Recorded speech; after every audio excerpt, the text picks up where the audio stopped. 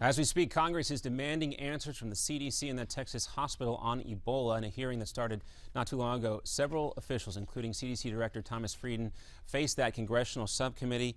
One of the members of that committee saying that the government is making false assumptions about the disease. That hearing is chaired by Congressman Marsha Blackburn, who told our Steve Malsberg that there is no way there are too many there is no way that there are way too many. There are way too many unanswered questions at this point. How are they supposed to clean the equipment?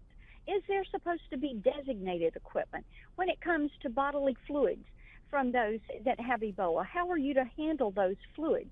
How are they to be stored? And the congressman says that if she doesn't get good answers, she'll be willing to call the CDC chief to step down.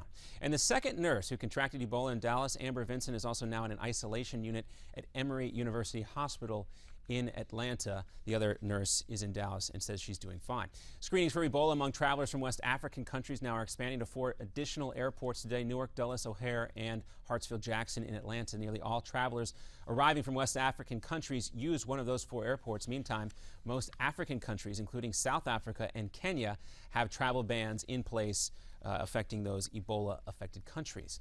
And it appears that the U.S. airstrikes near the town of Kobani are slowing down ISIS. A monitoring group says the ISIS advance has stalled in the Syrian city after the heaviest bombing yet from coalition forces. In the last 2 days, ISIS has been hit about 40 times, and Kurdish defenders inside Kobani say they've been able to retake some ground.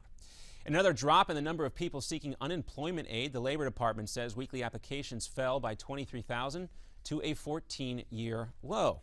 Also, Apple is expected to introduce a bunch of new gadgets in about an hour, but it looks like a couple got out early. This picture showed up on Apple servers of what could be the new iPad Air 2 and the iPad Mini 3. Apple CEO Tim Cook is also expected to introduce Newsmax and talk about the new Mac operating system called Yosemite. And Hurricane Gonzalo, now a powerful Category 4 storm with sustained winds of more than 140 miles per hour.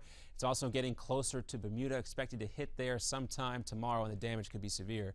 The storm's already blown through parts of the Caribbean, blasting places like Antigua, bringing heavy rain and wind to the islands there. Also, 1 death has been blamed on the storm. And a girl in Ohio is being bullied because of her hair, and there are calls for it to stop now. This is Jetta Fosberg here. She decided that she wanted to cut a bunch of her hair, that nice long hair you see right there, and donate it to a charity that makes wigs for kids who have cancer. Well, it got a little bit shorter, as you can see here, but Jetta wanted to donate more of her hair, and this is what she looks like now. After that, Jetta started getting bullied. The school says they're not doing enough about it, at least her parents say, but we think she looks great. Another update for you in 30 minutes. Now back to Midpoint.